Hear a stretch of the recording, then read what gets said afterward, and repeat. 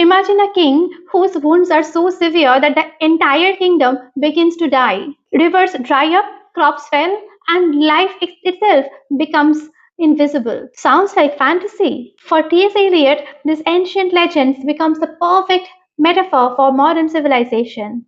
Today we will discuss the Fisher King legend, one of the most significant legend and the foundation of the wasteland.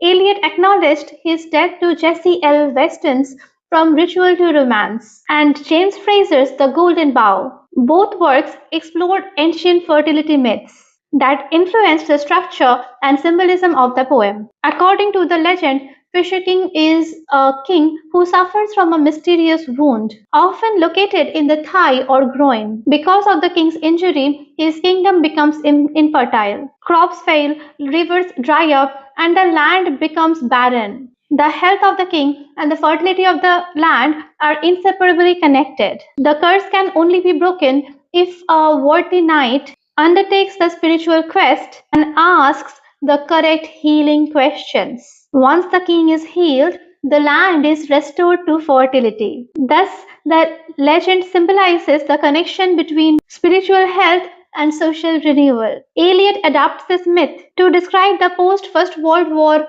world, especially Europe. In the wasteland, modern civilization itself becomes the wounded king. The moral decay, loss of religious faith, broken human relationships, and spiritual emptiness all represents the king's wounds. Consequently, Europe appears as a barren wasteland, incapable of genuine renewal. The poem contains many examples to echo this legend. Drought, infertility, sterile lands, sterile relationships, and constant search for water. These are not descriptions of mere physical conditions, but symbolic expressions of spiritual collapse. Eliot does not reiterate the legend itself. Instead, he uses what is famously called the mythical method.